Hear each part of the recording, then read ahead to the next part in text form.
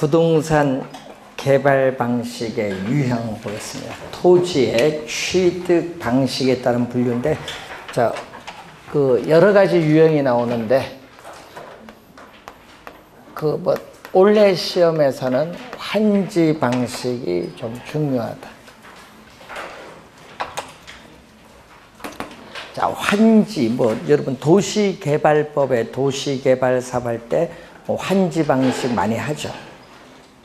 자, 우리가 효율성이 낮은 토지의 위치, 지목, 우리가 이용도, 기타 여러 가지 필요한 사항을 고려를 해서 효율성이 높은 택지, 효율성이 높은 택지로 개발한 후에 환지 평가를 해요. 그래서 간보위를 적용해서 환지 평가를 하는데, 평가를 해서 토지 소유자에게 토지를 뭐한다?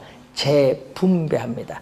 시험 문제 주의할 것은요, 그게 매각으로 우리는 출제를 많이 한다는 거. 매각이 아니라 재분배.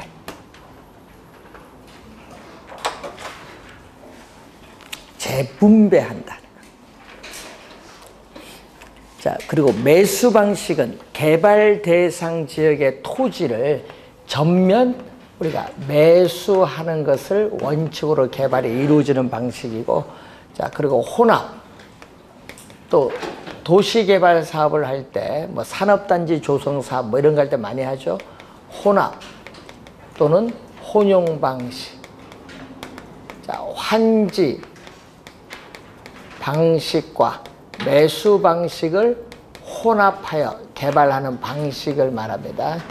그리고 단순 개발 방식이라는 게 있는데, 이것은 토지 소유자에 의한 자력 개발을 말하죠.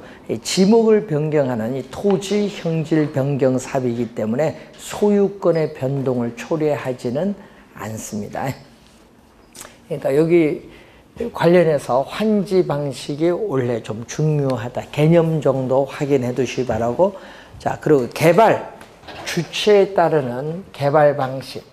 자, 개발 주체에 따르는 개발 방식은 공영 개발과 민간 개발 방식으로 나누는데, 자, 여러분 공영 개발은 정책에서 우리가 배우는 용어잖아요.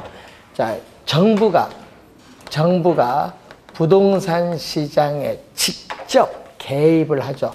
이 택지개발촉진법에 근거해서 대규모 개발 사업에 주로 활용되어 왔던 공영개발입니다. 자, 공영개발은 또 무슨 방식? 수용. 우리는 토지를 강제 수용의 방식으로 해서 개발이 이루어집니다. 그렇기 때문에 토지 소유자의 권리가 완전히 소멸되기 때문에 토지 소유자에 대한 사적 권리의 침해 정도가 가장 큰 방식이 무슨 방식? 수용 방식의 공영개발이에요. 자, 그래서 문제점이 뭐냐? 개발사업 시행자와 피수용자인 토지 소유자 사이에 토지 매입과 보상 과정에 있어서 보상액이 적죠. 그래서 갈등을 초래할 수 있다. 그래서 토지 소유자의 민원도 많이 야기됩니다.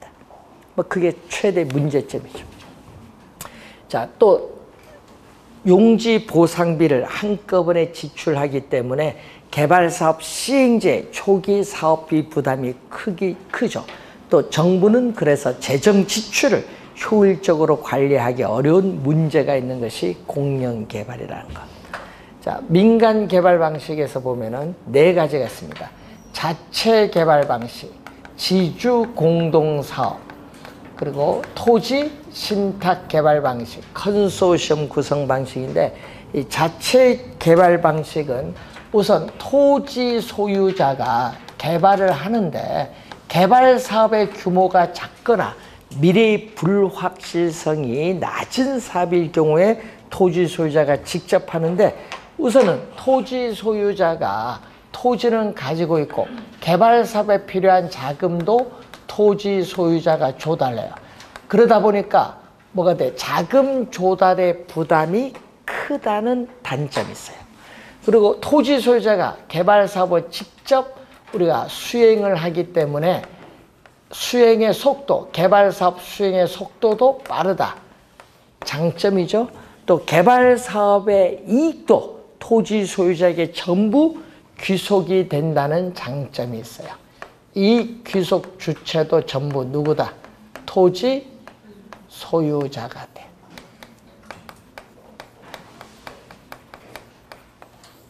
그런데 문제는 개발 사업에 대한 위기 관리 능력이 요구된다는 문제점도 있어요. 자, 개발 사업의 규모가 크거나 미래의 불확실성이 큰 사업일 경우에는 토지 소유자와 개발업자 간에 공동으로 개발 사업을 하죠.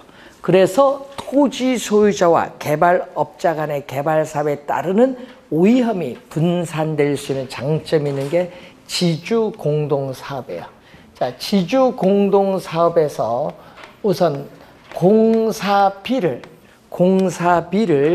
건축 면적의 일부인 대물로 변제하는 방식이 나오죠. 대물로 변제하겠다. 시험 문제는 공사비 대물 변제용으로 출제되는 것이 아니라 등가 교환 방식으로 출제합니다. 시험 문제는 이 지문이 제일 많이 출제하는 방식. 등가 교환 방식.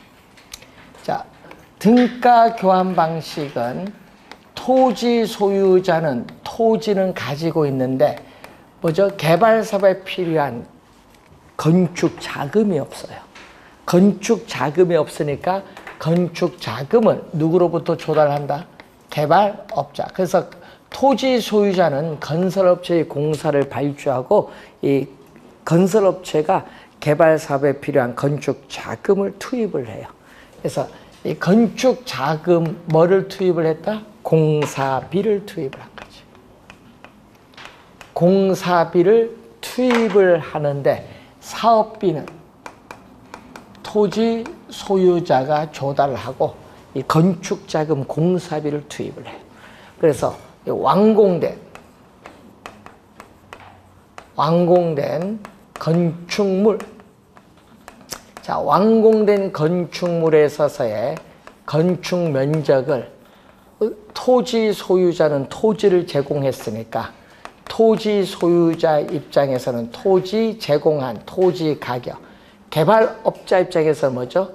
우리는 공사비인 건축 자금을 투입을 했죠. 그래서 이 토지 가격과 건축 자금 비율의 기초에서 토지 소유자, 개발업자 각자의 이 지분에 따라 면적을 뭐한다? 면적을 나누어 가졌습니다. 지분에 따라 건축 면적을 나누어 갔기 때문에 어떻게 돼요? 수수료 문제, 개발 사업에 따르는 이 수수료 문제는 발생하지 않는다. 이 지분 형태의 개발이기 때문에 수수료 문제는 발생하지 않는 방식입니다. 자, 공사비, 대물 변제요. 토지 소유자가 토지를 소유하고 있으면서 개발 사업 시행도 누가 한다? 토지 소유자가 해요. 토지 소유자가 건설업체의 공사를 발주해서 시행을 합니다. 그런데 이익은 지분에 따라 나누어 갔기 때문에 개발 사업 이익은 토지 소유자와 개발업자의 지분에 따라 상호 배분이 돼요. 자, 그리고 분양금. 여기는 자, 여러분 건축물 선분양 제도가 있을 때 자금 동원 능력이 없는 개인이나 기업이 많이 있었죠. 선분양할 때 착공증에 미리 분양을 합니다. 그럼 토지 소유자가 건설업체의 공사를 발주를 했는데 미리 분양을 했어요. 그 분양을 했을 때 그 분양 대금의 일부를 뭘로 지급한다? 공사비로 지급. 분양 대금의 일부를 공사비로 지급하겠다는 방식이 공사비 지급행위입니다. 자, 여러분 조합 아파트 여러분이 뭐 분양받으신 분도 있었을 텐데 조합 아파트 개발 사업에 있어서 우리가 하는 게 투자자 모집형. 투자자 모집형을 부동산 신디케이트. 조합 아파트 개발에 있어서 투자자가 누구냐면요, 조합원이에요. 예? 조합원이 투자자니까 그럼 그 조합원이 뭐죠? 개발 사업에 필요한 자금을 어떻게 돼요? 투자를 하는 거예요. 자금 조달 주체는 누구다? 조합원인 투자자입니다. 예? 그런데 문제는 조합 아파트 개발에 있어서 토지를 소유한 주체나 개발 사업에 있어서의 시행의 주체는 누구냐 하면은 토지 소유자가 아니라 누구? 개발 사업 시행자. 시행자가 우리는 주체가 돼요. 자, 사업 위탁형이 또 시험에 많이 나오는 이유는 토지 신탁과 비교하라는 겁니다. 왜냐? 이것은 사업 수탁 방식이기 때문에. 자, 여러분 위탁이란 말은 알죠? 위탁은 뭐야? 맡기는 거 아니에요. 네? 그러니까 사업 맡겼네요. 토지 소유자가 나는 개발 안 하겠어요. 토지 소유자가 개발 사업 전반을 누구에게? 개발업자에게 위탁시키는 거예요. 위탁을 하면은 개발업자는 개발 사업 대행에 따르는 뭐를? 수수료를 받는 방식이에요. 이게 뭐다? 사업 위탁형이에요. 그럼 토지 소유자는 뭐를 가지고 있어요? 토지 소유자는 토지를 가지고 있거든요. 자, 토지 소유자는 토지를 가지고 있기 때문에 개발 사업은 끝까지 누구의 명의로? 토지 소유자. 끝까지 여러분 개발업자에게 위탁을 했다고 해서 개발업자가 아니라 토지 소유자의 명의로 진행이 돼요. 개발 사업에 필요한 자금. 자, 여러분 개발 사업에 필요한 자금은 개발업자의 주선에 따라서 토지 소유자가 조달을 해요. 또 개발 사업을 기획을 하고 설계하고 착공을 하고 완공 후에 분양 임대리는 전반적인 개발 사업 모두를 개발업자가 담당하는 개발 방식이에요. 개발업자가 담당하기 때문에 사업 시행 주체는 누구다? 개발업자다. 자, 그런데 아까 개발업자는 개발 사업 대행에 따른 뭐를? 수수료를 취하는 방식입니다. 그렇기 때문에 완공된 건물의 소유권은 토지 소유자와 개발업자가 공동으로 지분을 보유하는 것이 아니다. 누구에게? 토지 소유자에게 100% 귀속이 돼요. 100% 귀속이 됩니다. 그래서 여러분 사업 수탁 방식과 뭐를 비교를 해야 된다? 토지. 그래서 시험에 요 두 개 진짜 많이 출제를 하는 거예요. 토지 신탁 개발 방식과 비교를 많이 해야 된다. 자, 토지 신탁 개발 방식. 자, 토지 소유자를 뭐라고 하죠? 우리는 시험 문제 한번 위탁자로 출제를 했어요. 토지 소유자는 위탁자. 자, 지금 현재 우리나라 부동산 지금 현재입니다. 우리나라 뭐 부동산 신탁, 뭐 KB 부동산 신탁, 다월 부동산 신탁, 토지 한국 토지 신탁 이래서 하여튼 부동산 관련 신탁 11개입니다. 이것을 이제 금융기관에 좀 문을 열어서 더 확대하려고 하거든요. 그래서 이 신탁 회사를 신탁을 받는 수탁자입니다. 자, 그런데 문제는 이 관계에 있어서 토지 소유자는 땅은 있는데 개발사업 전문 노하우도 없고요. 돈도 없어요. 근데 나는 개발사업으로부터 이 수익은 좀 얻고자 한다. 모른다. 그럼 맡겨야지. 뭘 한다? 토지 신탁회사에 맡겨야죠. 매긴다. 20년, 30년 약정을 맺어요. 약정기간. 그래서 토지를 우리는 신탁을 하게 되면은 뭐를 그 신탁을 하게 되면은 신탁회사는 수익증권을 발행해서 토지 소유자에게 지급을 합니다. 주의될 것은요, 토지 소유자가 파산하면은 토지에 압류가 들어오기 때문에 경매될 수도 있죠. 신탁 개발 사업에 어떻게 문제가 생길 수 있어요. 문제가 생기지 않기 위해서는 형식상 법률적으로 소유권을 누구 앞으로? 신탁회사 앞으로 이전해야 돼. 이게 중요한 거예요. 형식상 소유권을 넘겨야 돼. 왜? 신탁개발사업에 영향을 주지 않기 위해서. 그러면 소유권을 넘겨받았어요. 토지 소유 주체는 누구다? 신탁회사가 돼요. 그래서 개발사업은, 주의될 것은 개발사업은 토지 소유자의 명의로 가면 안 돼요. 신탁개발사업에 영향을 주지 않기 위해서 누구의 명의로? 신탁회사의 명의로 가야 됩니다. 예? 여기는 토지 소유자가 아니라 신탁회사의 명의로 가야 된다. 그리고 개발사업에 필요한 자금 누가 조달하냐? 우리는 신탁회사가 금융기관을 차입을 통해서 개발사업에 필요한 자금을 조달해요. 또 개발사업 시행도 누가? 신탁회사가 시행을 합니다. 그래서 신탁회사는 신탁계약을 체결할 때 신탁계약에 따르는 뭐를? 수수료를 취하는 방식이에요. 그럼 이익은 수익증권 소유자에 우리는 신탁개발사업에 따른 이익이 귀속되죠. 보통 수익증권 소유자가 토지 소유자일 텐데 아니면은 토지 소유자가 지정한 사람 수익자가 있을 수도 있죠. 자, 신탁 기간이 끝나면 어떻게 돼요? 여러분, 약정된 신탁 기간이 종료된다. 여러분, 약정된 20년, 30년 약정된 신탁 기간이 종료되면은 토지와 건물은 토지 소유자에게 반환합니다. 신탁 기간을 잘 정해야겠죠.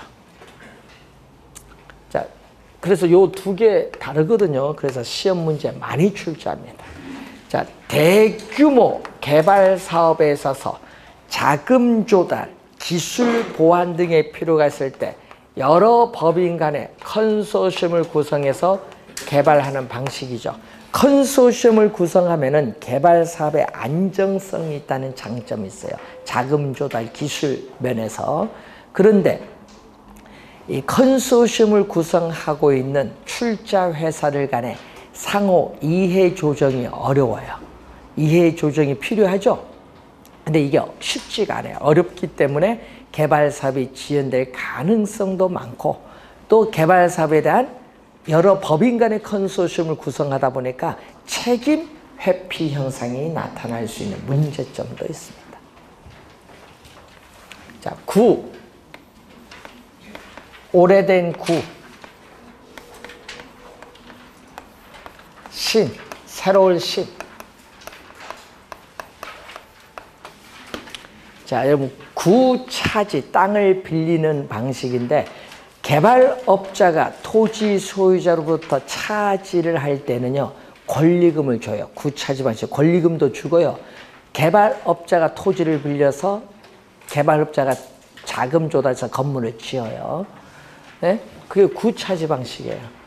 네? 뭐 차지권부 건물을 지을 텐데, 문제는 신차지 방식은 토지 소유자로부터 토지를 빌릴 거 아니에요. 개발업자가 토지를 빌릴 때 뭐를? 권리금을, 구차지 방식은 권리금을 지불했는데 이건 권리금을 주지 않는다는 얘기예요. 차지 계약 체결 시점에 권리금을 주고받지 않는 거예요. 왜 주고받지 않느냐? 토지 소유자와 개발업자가, 요거는 개발업자 단독 개발이지만 요거는 토지 소유자와 개발업자 간의 무슨 사업? 공동 개발 사업이에요. 그렇기 때문에 그럼 토지를 빌렸으니까 뭐를 줘야 돼? 빌린 대가 지대를 지불해야 되는데 이건 또 지대도 안 줘요. 공동 개발 사업이니까 뭘 줘야 돼? 지대 대신에 개발 사업의 결과 발생한 수익이 있죠? 그 수익을 지대의 형태로 높은 수익을 지불합니다. 그럼 차지계약 끝날 때는 어때요? 여러분 차지계약 끝나는 종료 시점에서는 토지는 빌렸으니까 토지는 무상반환. 토지는 무상반환. 건물은 공동개발사 뭐 해야 돼? 청산해야 돼. 차지계약 종료 시점에서는 공동개발사업을 청산을 해야 되기 때문에 건물은 시가로 양도. 그 내용을 많이 출제하죠. 차지계약 종료 시점을 많이 묻습니다. 지문상에. 자, 그리고 또 요즘에 우리나라가 돈이 없다 보니까 또 요즘에 여러분 요거 상당히 중요한 내용이죠. 우리 개발 방식 상당히 중요합니다. 민간 개발 방식 어디서 출제될지 모르지만 잘 확인해 두시고 또 주의해야 될 게 지문 속에 또 나오는데 이 민간 자금을 조달해서 개발 사업을 추진하는데 요즘 북한과의 관계도 있고 우리는 돈이 없다 보니까 어떻게 돼요? 이런 방식 많이 행합니다. 우선 항상 빌드란 얘기가 제일 먼저 나와요. 빌드가 제일 먼저. B가 먼저 나온다는 건 뭐냐 하면요. 민간, 여러분 개발사업 시행자가 민간에 뭐를? 자금을 조달을 해서 준공을 하는 거예요. 민간 자금을 조달해서 뭐를 했다? 준공을 해서 그 다음 준공한 이후에가 문제죠. 그럼 T가 나왔다. T가 나오면 뭐예요? T는 트랜스퍼. 트랜스퍼는 국가 또는 지방자치단체에게 소유권을 이전하는 거예요. 그러니까 준공한 후에 바로 누구에게? 국가 지방자치단체인 공공에게 소유권을 이전해요. 근데 문제는 민간 자금을 조달하니까 20년, 30년 정해진 약정 기간이 있어요. 그럼 그 주어진 정해진 약정 기간 동안에 아퍼레이터는 누구한테 있다? 아퍼레이터. 시설관리 운영권은 누구한테 있어요?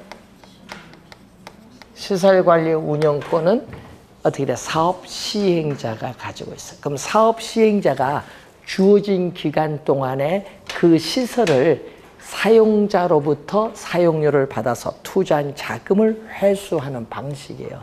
BTO. 작년에도 냈고요. 재작년도 냈어요. BOT는 뭐예요?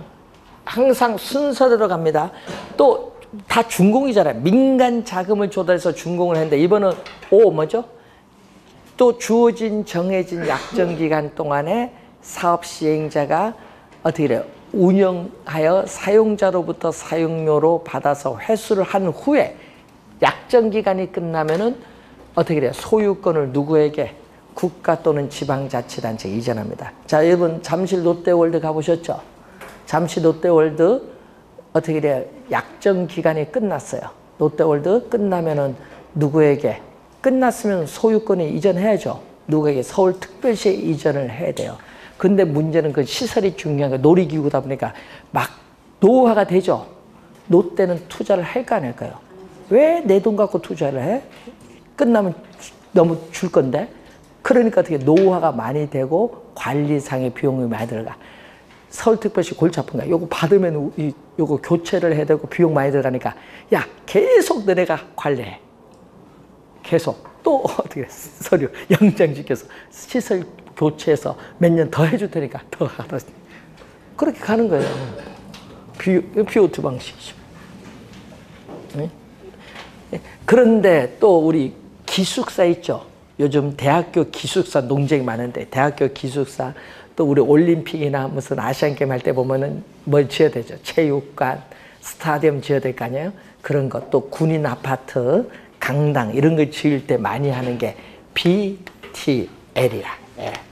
이때 L은 리스예요. 리스. 무슨 얘기냐면요. 민자를 유치해서 준공을 했는데 공공의 소유권을 이전했어요. 이전했는데 운영권은 아퍼레이터 누가 있어야 돼? 예? 민간이 가지고 있잖아요. 사업 시행자. 그런데 그 시설을 가지고 있는 운영권은 시설관리 운영 가지고 있는데 그걸 누가 리스해버렸어? 공공이 그 시설을 리스 임차를 해서 사용자가 있든 없든 리스를 받았으니까 사용료를 줘야 돼, 안 줘야 돼요? 줘야죠. 예, 그 방식이에요. 사용자가 있든 없든 사용료를 지불하는 방식. 예, 리스를 받은 게 공공이. 자, 여러분 요 두 개는요. 작년, 재작년, 2년 연속 구별할 수 있는가 출제를 했습니다. BOO라는 게 있거든요. 오은 소유권이야. 자, 밍자를 유치해서 준공을 해서 소유권도 사업 시행자가 가지고 있고, 아포레이트 시설 관리 운영권도 누가 가지고 있다? 사업 시행자가 보유하는 방식이 되겠죠. 자, 우선 시험 문제 올해 또 중요한 용어예요. 하여튼 시대 상황과 관련해서 또 나올 수도 있으니까 한번 확인해 두시고, 자, 개발권 양도 제도는 부동산 정책 이론에서 개념 설명했으니까 넘어갑니다. 103페이지로 갑니다. 자, 관리로 가는데, 관리를 보시면은 부동산에 있어서의 복합 개념, 우리 복합 개념이 나오면은 기술적, 경제적, 법률적이죠. 그래서 부동산 관리도 기술적, 경제적, 법률적 측면에 복합 개념으로 하는 것이 바람직하다, 그 얘기겠죠. 그래서 기술적 관리, 경제적 관리, 법률적 관리가 나와요.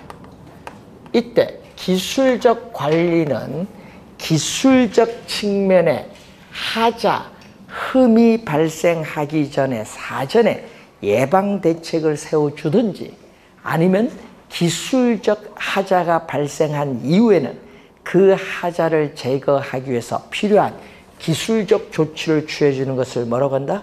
기술적 관리다. 자, 토지인 경우에는 자, 측량을 통해서 토지 경계를 확인한다든지, 사도를 방지하기 위해서 철조망 시설을 설치해서 내 땅에 들어오지 마라 하든지, 또 경사진 토지, 경사지 대책으로서 어떻게 돼요? 우리는 요즘 배수시설을 설치한다든지 옹벽을 설치하면서 토지 붕괴를 방지를 해야 되는데, 자, 여러분 요즘 뉴스 나온 게 있죠? 저 강원도 알파인 스키장. 예. 아이 뭐 올림픽 할 때 뭐 하면서 분명 경고가 막 들어갔을 텐데도요, 강원도에서는 절대 그를 앞에 절대를 붙여요. 절대 그런 일 없다. 절대 그 비에 지금 30%밖에 안 왔는데 절대가 무너졌어. 그러니까 절대란 말 붙이면 안 돼요. 재해라는 거는 어떻게 올 줄 알아. 예? 그러니까 어떻게 돼요? 갑자기 날랐죠. 그래서 어떻게 돼? 긴급 예산을 투입해서 어떻게 복구하라. 앞으로 비가 이제 장마철 더울 텐데 빨리 한 달 이전에 빨리 복구 다 해라. 그러니까 어떻게 복구해야 돼? 복구, 비가 더 오면은 문제가 생길 텐데 스키장 뭐 어떻게 돼? 폐쇄해버려야지. 예? 그러니까 결국 비용만 투입을 해서 골치 아픈 게 된 거예요. 그거 재복구한 시설 비용이 더 많이 들 것 같아요. 예? 그런 게 이제 뭐예요? 관리 잘 해야 돼요. 그런 거 잘못하면 안 돼. 예? 건물은 또 여러분, 건물 보면은 관리 안 하면 수명이 빨리 갑니다. 관리 잘 해야 돼요. 뭘 해야 돼? 청소, 소독 이런 것, 위생 관리 잘 해야 됩니다. 그리고 또 무슨 관리 해야 돼? 온도, 습도 조절, 건물.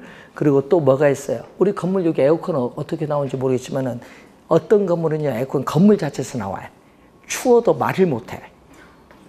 우리는 추운데 다른 데는 덥다 하면 계속 그 온도로 가는 건데, 그런 게 이제 문제예요. 온도, 습도 조절, 기계, 기구, 수리, 운전, 보수하는 설비 관리, 방범, 방제 등 안전 대책과 관련한 보안 관리, 건물의 현 상태를 유지시켜주기 위한 보존 관리, 이런 건 전부 건물의 기술적 측면의 관리인데, 그래서 가끔 시험 지문에 뜨는 거 보면요, 기술적 관리가 지문에 가끔 떠요. 지문 속에.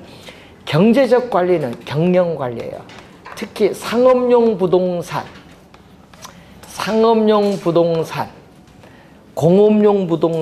광업용 부동산, 임대용 부동산을 묶어서 우리는 뭐라고 하죠? 수익성 부동산인데, 이 수익성 부동산 관리의 핵심이 경제적 관리입니다.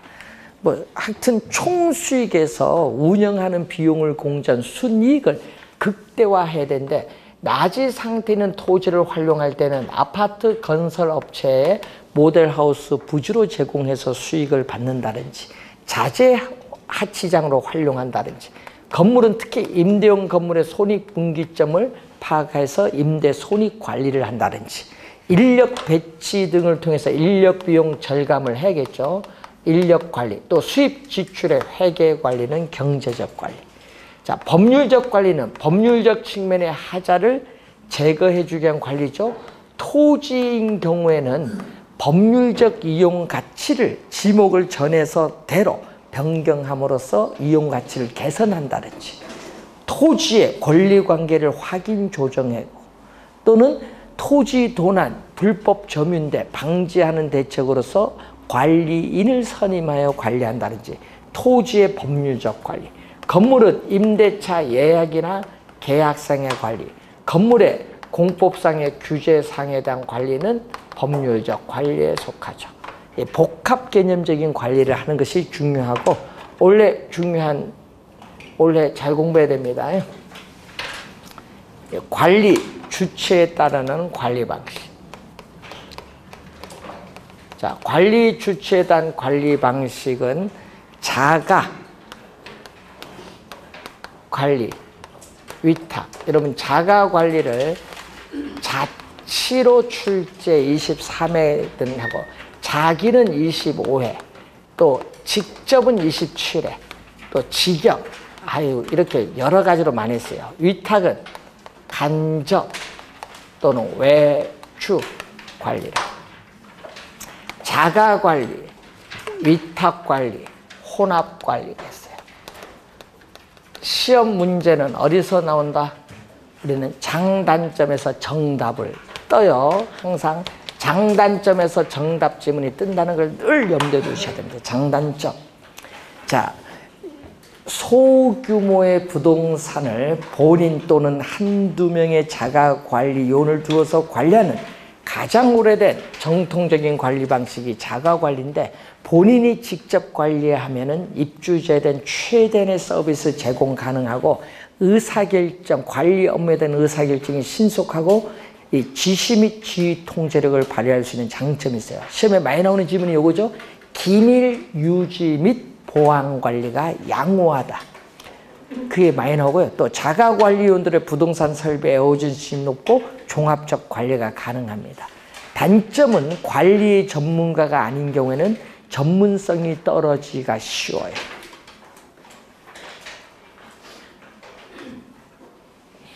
그리고 인건비가 불합리하게 높아질 수 있는 부담이 있고, 정 때문에 임대료 경쟁도 어렵고, 또 관리 업무에 무사 안일주의, 타성화가 나타날 수 있는 단점이 있어요. 자, 대형 건물인 경우에는 위탁 관리가 주로 많이 행하게 되는데, 위탁 관리는 관리 업무에 전부를 위탁합니다. 전부를 위탁하기 때문에 어떻게 돼요? 부동산 소유주는 자신의 본업에 전념할 수 있고, 부동산 전문적인 관리회사 입찰 경쟁을 통해서 낙찰이 이루어지기 때문에 관리 비용이 저렴하다는 장점이 있어요. 또 전문적인 부동산 관리회사에 의한 관리가 이루어지기 때문에 부동산 관리가 전문적이고 효율적 관리가 가능하고, 또 시설물의 노후화를 늦출 수도 있고, 또 관리 업무에 무사 안일주의, 타성화를 방지할 수 있는 장점이 있습니다. 단점은 위탁 관리 업체가 영리를 추구할 경우에는 부실 관리를 초래할 우려가 있고, 위탁 관리 요원들의 인사이동이 심하다. 자주 바뀌면 관리 업무 신뢰도가 저하될 우려도 있고, 위탁 관리 요원들의 부동산 설비 애호정신이 낮는데 주의해야 될 것은 기밀 유지 보안 관리가 곤란하다는 단점. 주의해야 되겠죠. 자, 혼합 관리는 자가 관리에서 위탁 관리로 이행되는 과정에서 나타나는 관리예요. 그래서 어떻게 돼요? 자가 관리에서 위탁 관리로 이행되는 과도기에 유용하다는 장점이 있어요. 과도기적 관리죠. 과도기에 유용하다. 위탁 관리의 편의도 이용할 수 있고, 자가 관리의 지시, 쥐 통제력을 발휘할 수도 있고, 문제는 요거는 단 혼합 관리는 부분, 전부가 아니죠.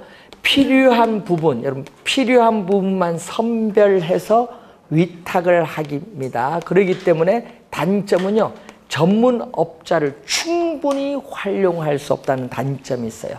또 관리상의 운영이 잘못되면은 책임 소재가 불분명. 요게 시험에 많이 출제되는 질문. 책임 소재 불분명입니다. 명백하지 않습니다. 책임 소재 불분명하고, 위탁 관리 요원과 자가 관리 요원 간의 의사소통이 원활하지 않으면 양방식의 단점이 다 노출될 수도 있어요. 상당히 중요한 관리죠. 자, 전문가적인 영역에 따라 시설 관리가 나와요. 시설 관리는 부동산 소유자나 사용자의 단순한 요구에 부응하는 관리예요. 그래서 부동산에 관련된 각종 시설을 운영, 유지하는 소극적 형태의 관리를 말하죠. 자, 청소 관리라든지 에너지 관리라든지 설비 관리, 기계 기구의 설비 관리, 이런 거 전부 어디 속해요? 시설 관리에 속해요. 자산 관리는 부동산 소유자나 기업의 부를 극대화하기 위해서 부동산의 가치를 증진시킬 수 있는 여러 가지 관리 방법을 모색하는, 이건 적극적인 관리를 말합니다. 적극적 관리를 할 때는 언제 부동산을 매입을 하고 언제 매각할 거냐. PF, 프로젝트 파이낸싱, 재개발, 재투자, 리모델링 결정, 투자에 따른 위험 관리, 포트폴리오, 분산 투자에 따른 관리, 이런 건 전부 자산 관리에서 이루어지는 개념.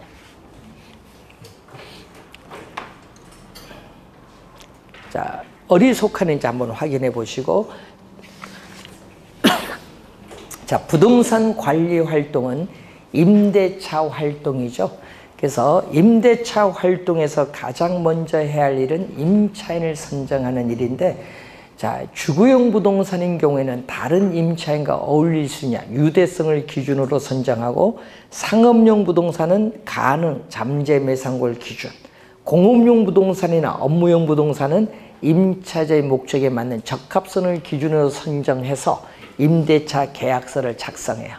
임대차 계약서를 작성하면요, 언제까지 얼마의 임대료를 납입할 거냐, 임대료 납입이 상당히 중요한데, 그래서 임대료 결정하는 방법이 세 가지가 나와 있어요. 총임대차가 나오죠. 임차인이 임대인에게 총임대료를 납부하는 방식으로서 아파트와 같은 주거용 부동산에 적용을 주로 합니다. 그리고 순임대차가 있죠. 자, 임차인이 임대인에게 순수한 임대료만을 지불하고 그 외에 영업경비는 협상해서 결정하는 방식입니다. 자, 비율임대차가 시험에 3번 출제했었죠. 상가, 점포 등의 매장용 부동산에 적용하는데, 임차인의 총 수입의 일정 비율을 임대료로 지불하는 방식이죠. 그래서 월 임대료는 총 수입 얼마까지는 나는 뭐 200만 원 드리겠습니다. 그게 기본 임대료고, 총 수입 얼마 넘어가면 넘어가는 부분에서 나는 몇 프로 추가 임대료 더 드리겠습니다 하는 거죠. 기본 임대료와 추가 임대료로 구성되어 있습니다. 상가에 많이 행하는 방식이죠. 자, 이런 우리 임대료 결정 방식 한번 확인을 한번 해보시고, 자, 우리는 부동산은 위치가 고정되어 있기 때문에 부동산을 둘러싼 거시적 측면, 미시적 측면의 마케팅 환경을 분석해서 목표로 하는 시장에 도달하기 위한 마케팅 전략을 수립을 할 필요가 있는데, 마케팅 전략도 여러분이 우리가 올해 출제가 예상된 또 중요한 또 부분.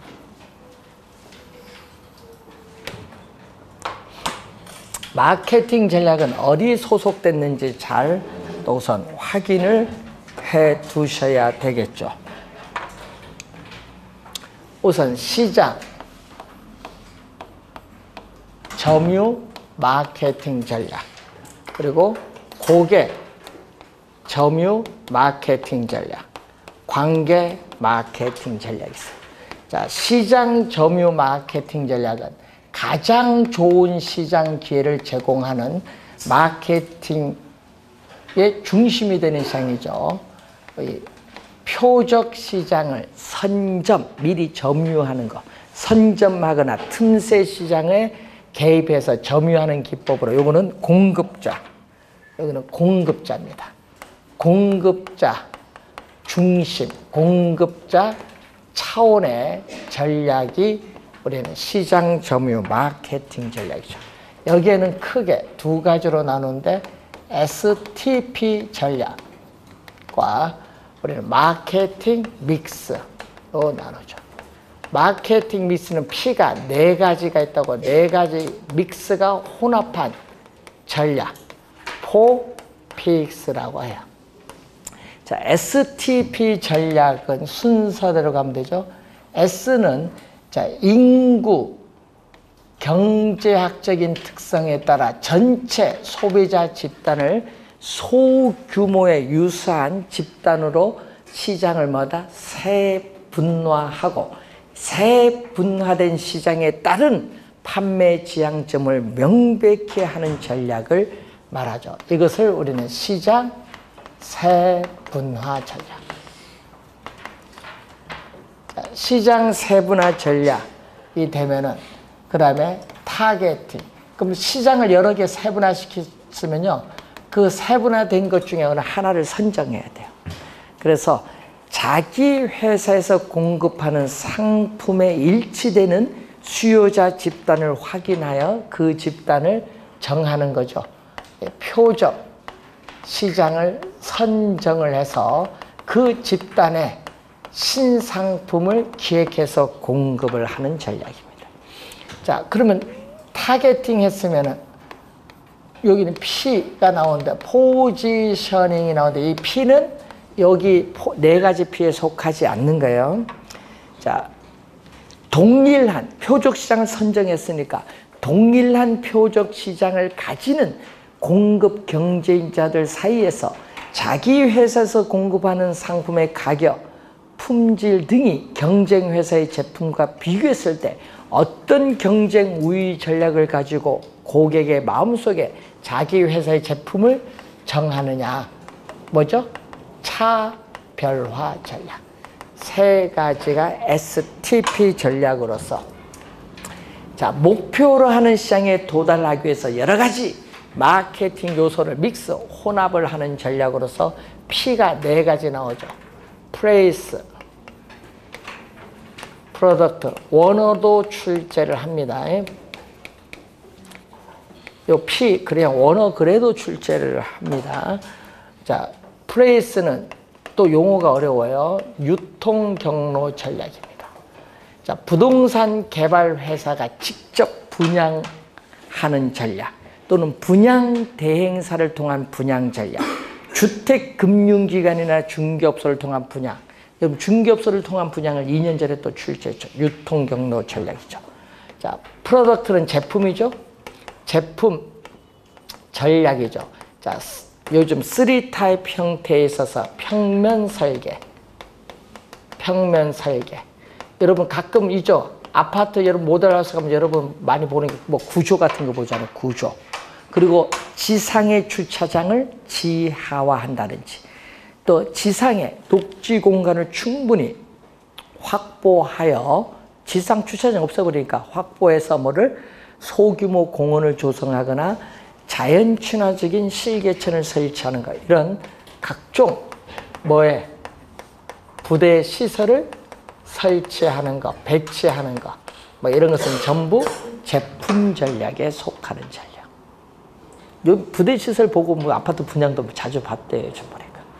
프라이스는 가격, 제품의 품질에 비해서 가격은 저렴하도록, 또 표적 수요자의 금융기관으로부터의 자금 동원 능력과 연계한 우리 분양 가격 전략 수립이 중요합니다. 시장 가격과 비슷한 가격으로 분양 가격을 정하는 시가 전략, 시장 가격보다 비싸게 분양 가격을 정하는 고가 전략, 시장 가격보다 낮은 분양 가격을 정하는 저가 전략. 작년에 저가 전략에서 정답 물었어요.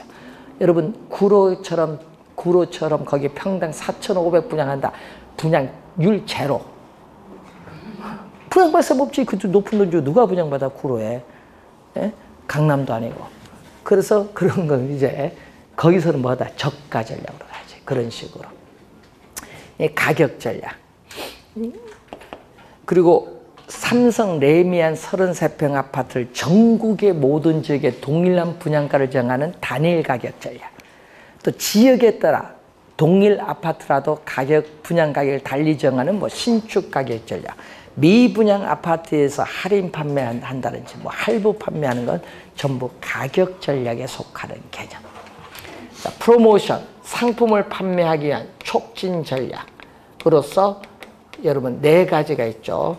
명시된 광고주가 광고 대금을 지급을 하고 우리가 부동산 상품을 소개하거나 정보를 제공하는 활동인 광고가 있고, 뉴스 기사나 신문 기사를 통해서 알리는 무료인 홍보인 경우가 있고, 또 보험 설계사나 방문 판매원처럼 고객과 대면 접촉을 통해서 강한 설득을 통해서 쌍방향 커뮤니케이션을 통해서 판매하는 인적 판매, 또 경품 제공하는 소비자 판매 촉진 수단, 뭐 대표적으로 요즘 경품 제공하죠. 이런 거죠. 자, 부동산 광고의 특징을 보게 되면은 부동산 광고는 위치가 고정되어 있기 때문에 지역적 제한이 있어요. 광명에 분양하는데 부산에 분양 광고 낼 수는 없습니다. 지역적 제한이 있고요. 또 분양 광고는 분양 기간 동안에만 나타나는 어떻게 효과가 지속되는 시간적 제한이 있고, 또 부동산 광고는 개별성의 특성이 있기 때문에 광고 내용도 뭐를 가지고 있다? 개별성을 가지고 있고, 아파트를 분양받을 때는 살 사람, 보유하다가 팔 때는 팔 사람인데, 일반 상품은 기업이 소비자만을 대상으로 일면적 한 면만 보고 광고하지만, 요거는 살 사람 팔 사람 모두 대상으로 하는 광고의 양면성이 있어요. 또 광고 매체에 따른 분류로서 신문 광고 많이 보죠, 여러분. 신문 광고의 신문 전면을 통해서 하는 전시 광고, 또 공간의 제약이기 때문에 땅, 금매, 야거 등을 활용하는 안내 광고, 또 이미지성 광고 많이 하죠. TV, 또 라디오 광고. 요거는 뭐다? 비용이 뭐다? 비싸죠. TV, 라디오 광고. 시청각 효과. 요건 시청각적 효과 누리고. 자, 여러분 DM, 다이렉트 메일. 여러분 집에 A4 용지 비슷한 우편물 조그만 책 오죠. 그런 걸 통해서 광고하는 DM 광고. 또 여러분 오픈하면 뭐 주죠. 중개업소 오픈하면 요즘은 뭐 줘요? 포스트잇 드리잖아요. 이 실용적인 작은 물건을 선물로 주는 거예요. 중개업소명도 알리고, 우리가 고객에게 찾아온다고 감사의 마음도 표하고, 또 뭐도 준다. 앞으로 계속 이용해달라는 관점에서 행하는 노벨티 광고가 있어요. 자, 고객 점유 마케팅 전략이 있습니다. 자, 고객 점유 마케팅 전략은 누구 입장에서? 이거는 소비자 행동 이론 차원입니다. 자, 소비자 행동 이론 차원에서 나오는 겁니다. 고객이 들어가니까 소비자인데, 요거는 무슨 측면이냐 하면요, 심리적 측면을 강조해요. 심리적. 그래서 여기서는 나오는 용어가 아이다의 원리. 아이다의 원리인데, 앞에 A는 attention, 주의고, 뒤에 I는 관심을 일으켜요. 그리고 그 관심이 desire, 사고자 하는 욕망을 불러일으킨다면 그 욕망이 액션, 행동으로 나타나야 돼요. 시험에 또 원어 그래로 출제합니다. attention, interest, desire, action. 자, 소비자의 상품의 구매 의사 결정 과정에 각 단계에 있어서 소비자와의 심리적 측면의 접점을 마련하여 전달하고자 하는 메시지 톤이나 강도, 취지 등을 조절해서 마케팅 효과를 극대화하고자 하는 게 고객 점유 마케팅 전략의 핵심. 관계 마케팅 전략은 소비자와 생산자 간의 일회성 관계가 아니에요. 소비자와 생산자 간의 장기적이고 지속적인 상호관계를 중시하는 전략으로서 브랜드, 상표와 연관되는 게 관계 마케팅 전략. 뭐 롯데캐슬, 대우 프루지오, 현대 힐스테이트, 뭐 삼성 레미안 이런 우리가 브랜드와 밀접한 연관이 있습니다. 브랜드 가치라고도 많이 해요, 아파트는. 그래서 자, 마케팅 전략에서 한 문제, 출제가 또 예상되기 때문에 한번 잘 정리를 해 두시기 바라고요. 자, 이렇게 해서 부동산 개발 관리론까지 했는데 여러분 오늘 배운 내용까지 55점 강의입니다. 오늘 배운 강의까지 55점입니다. 뒤에 나온 투자금융평가에서 45점 남아있습니다. 그래서 오늘 배운 것까지 웬만하면 틀리지 않도록 잘 정리하시고 뒤에 투자금융평가 45점 나오는 18문제 나오는 부분이 남아있습니다. 그래서 우리가 다음에 우리가 4주 남았는데 4주 동안 가장 어려운 투자금융평가 부분을 강의하고요. 오늘은 정책론 오후 2시 10분부터 시험을 치도록 하겠는데 2시 10분부터 치는데 정책론까지 시험입니다. 그리고 다음에는 개발론까지 시험. 자, 그래서 다음 주는 휴강하고요. 2주 뒤에 뵙도록 하겠습니다. 자, 오늘 수고하셨습니다.